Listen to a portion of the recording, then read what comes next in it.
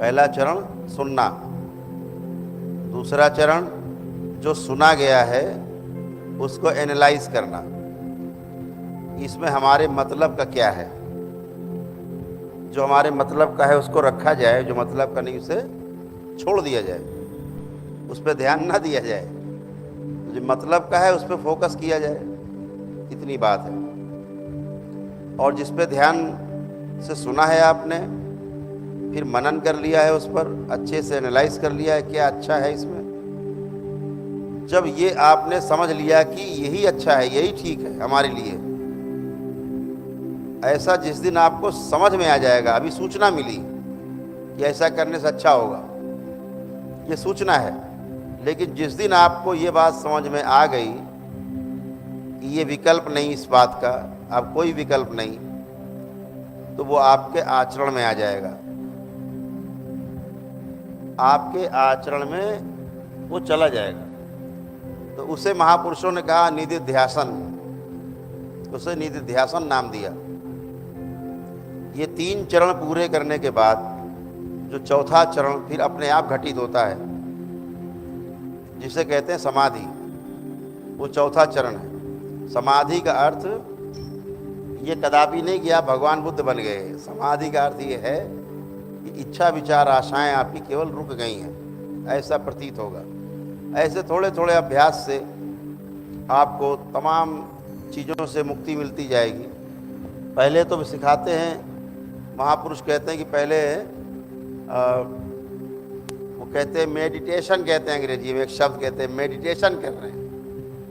Meditation जो है वो ध्यान नहीं है, ध्यान की प्रक्रिया है। जैसे नींद एक घटना है, क्रिया नहीं है। आप करो नींद आ जाए, नहीं आएगी, वो तो आप पता नहीं कब सो जाओगे। ऐसे ही समाधि का अनुभव है कि ध्यान करते करते और कब क्रिया में बदल जाएगा, कब ध्यान हो जाएगा पता ही नहीं, कहाँ पहुँच जाओगे। ऐसे ही निद्रा है, निद्रा के लिए लेटना आवश्यक है, बिस्तर पे आरामदायक मुद्रा में लेटना बैठना आवश्यक है, तभी निद्रा आएगी। ठीक है, आप चल रहे हैं तो निद्रा आना मुश्किल काम है। ऐसे ही ध्यान का है, पहले मेडिटेशन से गुजर करके तब ध्यान तक पहुंचते हैं। ध्यान घटना है ना, और वो अपने आप घटित होती है, आपको करना नहीं होता। केवल करने के लिए प्रस्तुतिकरण आपका सही हो, उसके लिए आप तैयार हों, एक अच्छे आप रिसेप्टर बन के बैठे हों। मैं कौन हूँ, मैं समझना चाहता हूँ मैं हूँ कौन, मैंने जन्म क्यों लिया, मैं यहाँ क्यों हूँ। ठीक है, तो जब आपके अंदर कुछ प्रश्न रहेंगे तो उसी के अनुसार आपकी जो अच्छी स्मृतियाँ हैं वो धीरे धीरे वहीं पे कनेक्ट हो जाएंगी जहाँ से आपको उत्तर मिलना है। खेल यहाँ भी स्मृतियों का ही है, खेल यहाँ पर भी स्मृतियों का ही है। वो खराब स्मृतियों का खेल था, ये अच्छी स्मृतियों का खेल है, इतनी सी बात है। तो चरण पहला क्या, ठीक से सुनना है, सुन के फिर वैसा जो अपने लायक है उसको ग्रहण करना है, समझना है, एनालाइज करना है।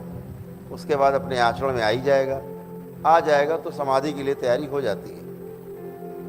तो अपने को ध्यान से क्या सुनना है, जो हम आपसे बात करने जा रहे हैं, पूरा अवेयर रहना है। पूरा सुनते समय पूरा का पूरा यहीं रहना है, उड़ना नहीं है, टेक ऑफ नहीं करना है, पूरा का पूरा यहीं रहना है। और जो सुनना है वो पूरा सुनना है, अच्छा लग रहा है खराब लग रहा है, सुनना पूरा है, लेकिन एनालाइज बाद में करेंगे, आराम से बैठ के करिए कि ये बात हुई थी, वो ये बात हुई थी, तभी आप सोच पाएंगे जब ध्यान से आपने सुना होगा। नहीं चूक जाएंगे तो फिर आप कुछ और मिला देंगे अपना, तो गड़बड़ होगा। तो पहला काम ये है कि जब भी आप जो भी समय आपको मिलता है, एक तो सबसे पहले सबसे अच्छा समय तो ब्रह्म मुहूर्त का ही होता है। नहीं मिलता है आपके कामकाज की वजह से, आपकी लाइफ स्टाइल वैसी नहीं है, तो मैंने आपको बताया कि सोने का समय कैसा हो, उसमें भी चूक जाते हैं। तो जब भी आप उठते हैं, जब भी आप उठे बिस्तर पर, उठकर ईश्वर को धन्यवाद दीजिए, भगवान भोलेनाथ और माता कामाख्या को धन्यवाद दीजिए कि आज का दिन आपने हमें फिर दिया, फिर आपने एक अवसर दिया कि हम प्रमाणित हो सके। तो सुबह धन्यवाद देना है कि आपने आज का दिन हमें फिर से दिया कि हम अच्छा कर पाएँ।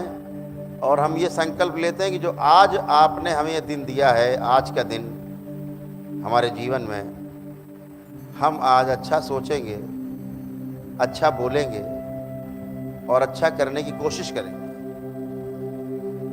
झूठ कम से कम बोलेंगे। ये आप देखिएगा, जब भी आप झूठ बोलने की कोशिश करेंगे, आपको तुरंत दरबार ध्यान आएगा। आपको ये ध्यान आ जाएगा कि हम झूठ बोलने जा रहे हैं, तो वहाँ पर आपको लगे कि यहाँ झूठ नहीं बोलना है तो बच सकते हैं, अनावश्यक झूठ, है ना। लेकिन दरबार आपको ध्यान आएगा। जैसे ही आप कुछ भी झूठ बोलने की कोशिश करेंगे, आपको दरबार तुरंत ध्यान आ जाएगा। ये आपको पक्का तय है, ठीक है। तो अपने को जो भी समय उठते हैं, उठकर फ्रेश हो करके, मैंने ब्रह्म ध्यान में आपको बताया था कि सप्ताह में एक बार एक जग गुनगुना पानी करके सेंधा नमक मिला करके उसमें आधा चम्मच, ठीक है। जिनको ब्लड प्रेशर की ज़्यादा समस्या रहती थी तो क्या करना है कि पानी पिया।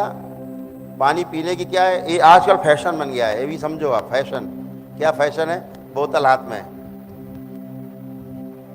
बोतल हाथ में, खोला, 4-6 घूंट पिए, फिर बंद, बात करने घूम रहे, फिर पिया कभी। ये गलत तरीका है, एकदम गलत है। पानी जब भी पिए, पेट भर के पिए। पेट भर माने इच्छा भर के, जितनी आपकी इच्छा है। आधे गिलास की इच्छा हो रही तो आधा गिलास पिए, 1 गिलास जल पीने की इच्छा हो रही तो 1 गिलास पिए, और 2 गिलास पीने की इच्छा हो रही 2 गिलास पिए। इच्छा से ज़्यादा नहीं पीना है, कम भी नहीं पीना है। अभी हम क्या करते, प्यास तो लग रही लेकिन 4 घूंट पिए, गिलास रख दिया। ऐसे नहीं पीना है। क्यों पीना है? बार बार क्यों नहीं पीना? थोड़ा थोड़ा। अगर थोड़ा थोड़ा बार बार पिएंगे तो शरीर की अपनी एक आदत बन जाएगी। फिर शरीर क्या करेगा, आपने जल दिया, वो तुरंत कंज्यूम कर लेगा, अपनी बॉडी में अंदर कंज्यूम कर लेगा, मतलब अपने में रख लेगा, बचा लेगा जल को। तो बचा लेगा तो क्या होगा, बाहर नहीं निकलेगा।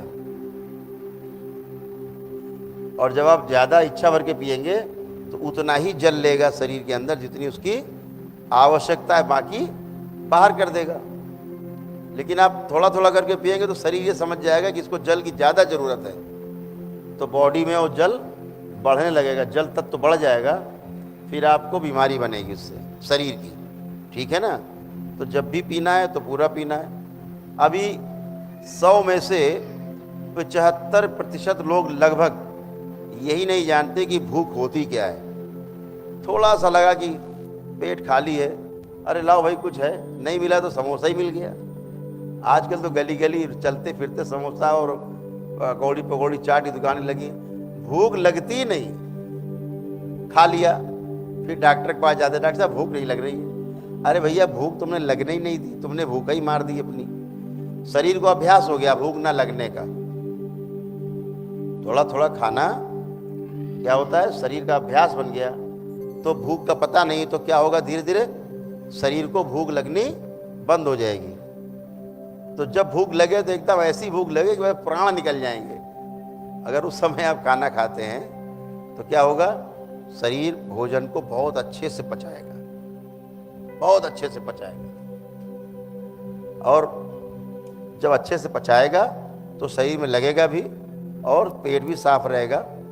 पेट साफ रहेगा तो सारा सिस्टम साफ रहेगा, आपका खून साफ रहेगा, सब साफ रहेगा। तो भोजन तभी करें जब भूख लगी। घड़ी ना देखी कि यार 1 बजे भोजन का टाइम है, 1:30 बजे।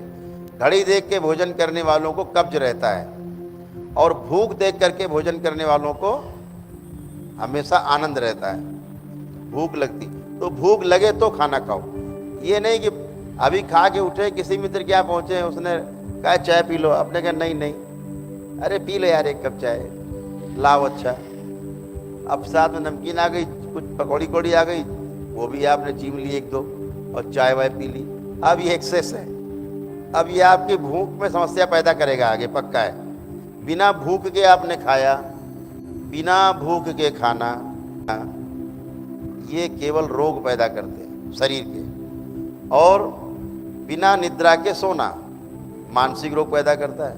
नींद नहीं आ रही, फिर भी लेट गए बिस्तर पे, अब लेटोगे तो चक्री चलेगी, फिर चक्री घूमना शुरू होगी। यही मानसिक रोग, आप विचारों को घना करते जाएंगे। क्या ध्यान देना है, कहाँ ध्यान टिकाना है अपना? अपने ऊपर। हम लेटे हैं और हमारा शरीर क्या कर रहा है, क्या सोच रहा है। ध्यान तो एक ही जगह हो सकता है, दो जगह हो नहीं सकता। तो सोचने वाला कौन, और सोच जो रहा है उसके ऊपर नज़र रखने वाला कौन, कि भैया गलत क्यों सोच रहे हो, अच्छा सोचो। ये कौन है, ये कहाँ से आ गया? तो ये आता है आपके ही अंदर मौजूद है, जीवन में आपके क्रियाओं के रूप में मौजूद है। कौन सी क्रियाएं हैं? जीवन की जो 10 क्रियाएं हैं मुख्य, उसमें से एक क्रिया है, उसका नाम है वृत्ति। उसका नाम है वृत्ति, जिसको आप बार बार कहते हो पुनरावृत्ति कहते हैं। तो वृत्ति जो है कैसी है? जीवन का एक भाग है। आत्मा, बुद्धि, चित्त, वृत्ति और मन, ऐसे 5 चीजें। मन के ऊपर वृत्ति की दृष्टि बनी रहती है, वृत्ति के ऊपर चित्त की दृष्टि बनी रहती है, चित्त के ऊपर बुद्धि की दृष्टि बनी रहती है, और बुद्धि के ऊपर आत्मा की दृष्टि बनी ही रहती। इसीलिए आपको क्या सही है क्या गलत है इसका पहले से पता रहता है, करने में फेल हो जाते हैं। जो होगा देखा जाएगा, कर डालो, लेकिन दृष्टि बनी हुई है, इसीलिए आप देख पा रहे हो सब। तो मन जब भागता है, उसको पकड़ के लाने वाला, हम कहते हैं भाई ध्यान करो, पता लगे बंबई पहुंच गए। तो किसने देखा बंबई पहुंच गए आपके अंदर? तो वृत्ति ने, ये नजर रखती है। तो देखा और फिर आप तुरंत आ जाते हो, मन तो चोर है, अरे देख लिया, फिर वापस आ गए, यही वर्तमान में आ गए। तो वृत्ति क्या करती है? आपको वर्तमान में बार बार खींच के लाती है, और वर्तमान में रहना ही ध्यान है। इसके लिए आवश्यक नहीं कि आप आसन और मुद्रा लगा के बैठ जाएं, उठे ना 10 घंटे। ध्यान है, वो ध्यान कर रहे हैं आप, लेकिन ध्यान पूर्वक हर काम करना, ये भी ध्यान है। जैसे आप ध्यान से सुन रहे हैं, ध्यान से आप सुन रहे हैं, यह भी ध्यान है। तो भूतकाल में चले जाना, भविष्य में उड़ जाना, ये क्या है? ये केवल अपनी एनर्जी को नष्ट करना है। ठीक है, संसार में उड़ान भरना है, तो भूतकाल से आपको पीड़ा मिलेगी, तमाम पीड़ाएं भूतकाल की हैं। भविष्य की चिंता आपको सताएगी, वर्तमान आपका खो जाएगा।